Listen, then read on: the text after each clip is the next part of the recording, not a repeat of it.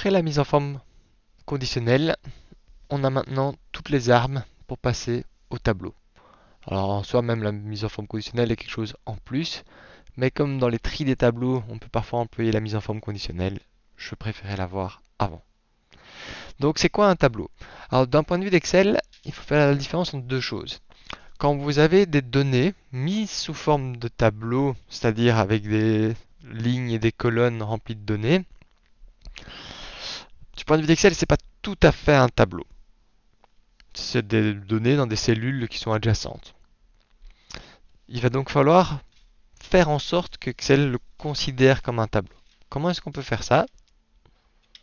C'est parti. Imaginons que j'ai des données ici, vous voyez, qui sont mises dans des cellules adjacentes, etc. Je veux les mettre n'importe où dedans.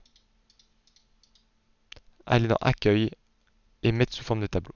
Alors là, je peux choisir le style. Voilà, moi, je me souviens souvent bien le style moyen, mais c'est vraiment une question de goût. Si je clique dessus, il va me proposer automatiquement une sélection. En fait, il va prendre toutes les cellules qui sont adjacentes sans vide. Donc vous voyez que dans mon tableau, on n'a pas pris ce qui avait été mis en dessous, parce qu'il y avait une cellule vide. Si j'ai envie de les prendre quand même, je peux changer la sélection évidemment et venir ainsi. Pour l'instant, je vais garder ce qu'il me propose ici. On voit que mon tableau, il me propose ici une option, mon tableau comporte des en-têtes ou pas. Alors les en-têtes, c'est la première ligne, toujours, d'un tableau. Et très souvent, on met les noms. Donc c'est important pour Excel qu'il sache si en haut c'est des noms de colonnes ou si c'est vraiment des données. Sinon, enfin, c'est pas la même chose, tout simplement. Donc ici, j'ai bien des en-têtes, je vais cocher ceci.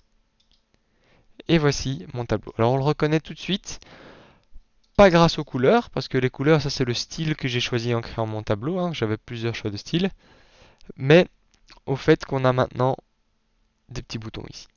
On y reviendra beaucoup plus tard. Là, j'ai un tableau. Ça, c'est vraiment, du point de vue d'Excel, un tableau. Et donc, là, j'ai réussi à créer mon tableau. La première chose qu'on pourrait faire un peu, c'est voir comment est-ce que je peux jouer avec ça. Alors, on voit que c'est un objet pour Excel, parce que si vous vous souvenez, chaque fois que j'ai un objet pour Excel, je peux avoir ici un nouvel onglet. Donc, dès que je vais rentrer dans mon tableau, hop, un nouvel onglet.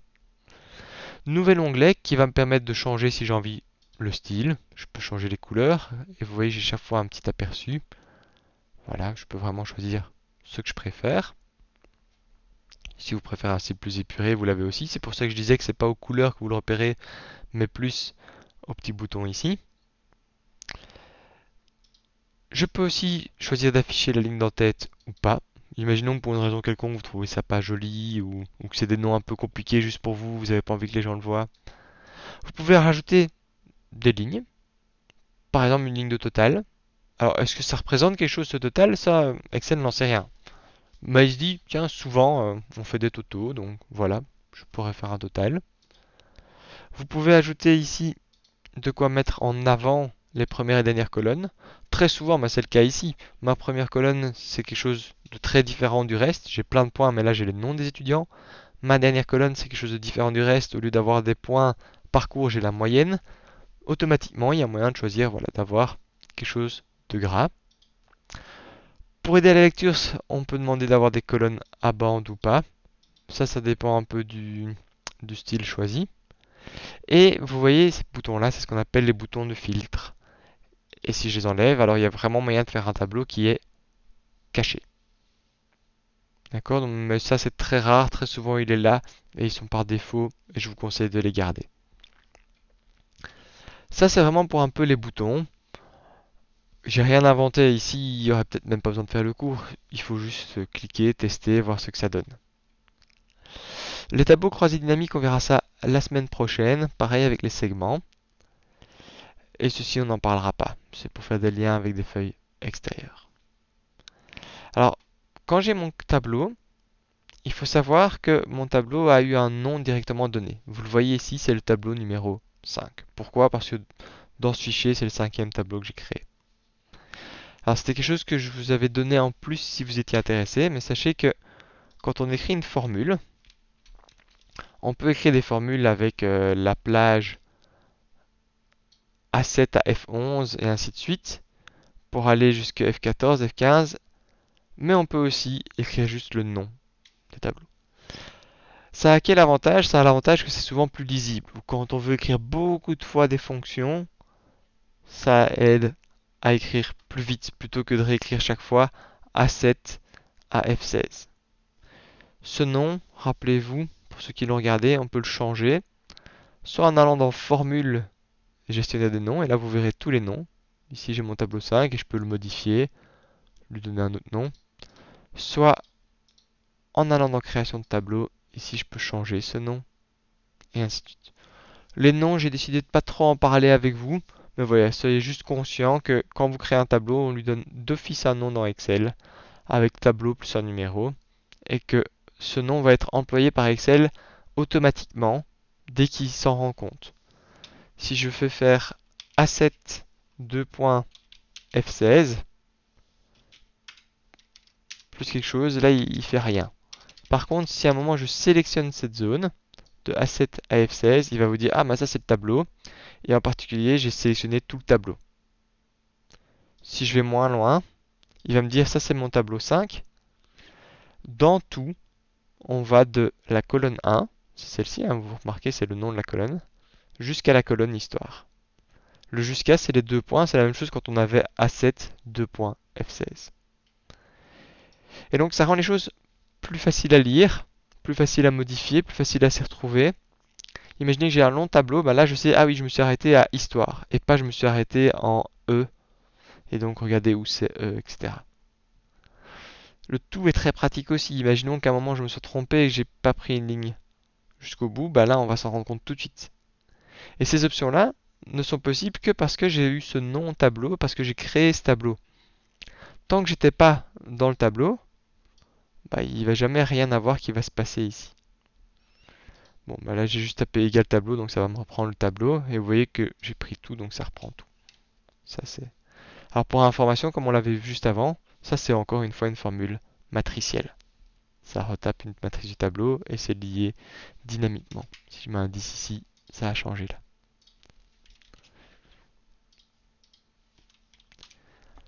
Donc, j'ai créé un tableau et j'ai été capable de changer son style.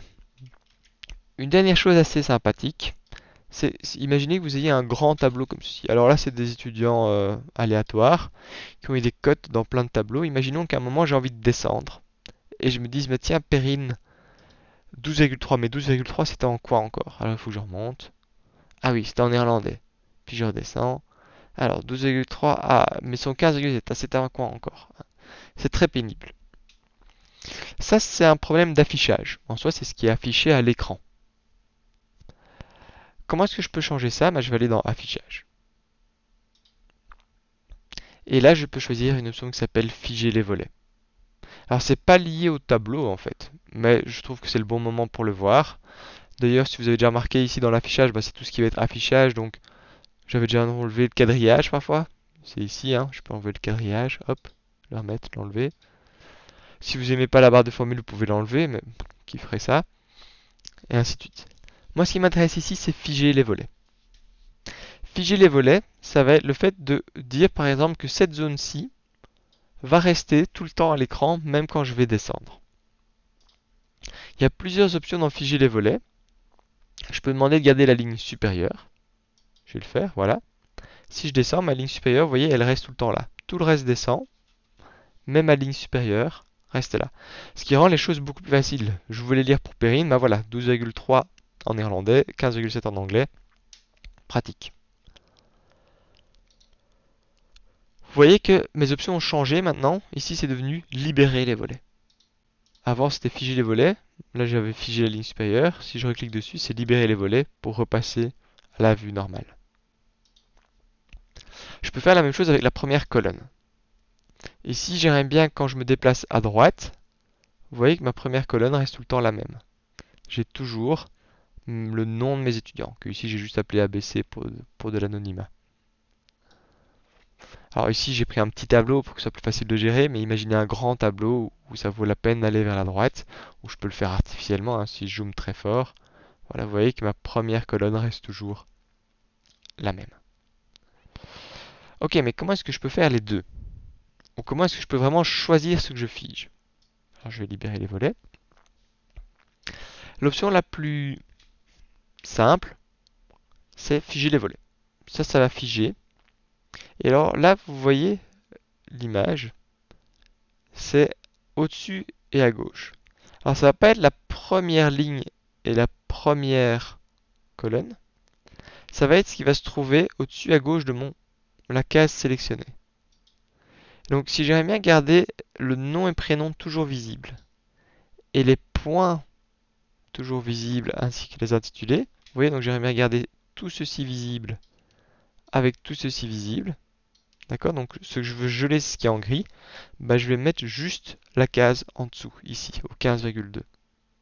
Exactement comme sur l'image, vous voyez, je vais mettre dans la case blanche ici, pour geler tout ce qui est au-dessus. Je vais me mettre là, figer les volets, hop. Et alors vous voyez, les lignes sont devenues un peu différentes. Je vais me libérer pour vous remontrer. Vous voyez ici que la ligne noire, elle va devenir un peu blanchâtre. Voilà. Et donc je peux vous montrer. Maintenant, si je descends vers le bas, au-dessus, ça reste figé. Et je vais zoomer pour accentuer l'effet. Si je vais à droite, nom et prénom sont figés. Et donc j'ai un mélange des deux.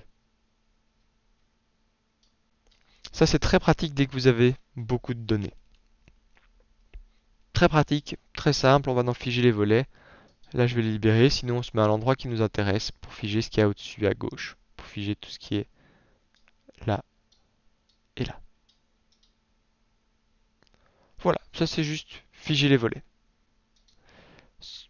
Ceci termine l'introduction vraiment générale au tableau. Comment en créer un? Comment ça marche un peu une fois qu'on a ce nom? À quoi ça ressemble? Comment changer le style? Maintenant, on va voir comment faire des choses plus intéressantes avec les tableaux et en particulier employer ces petits boutons.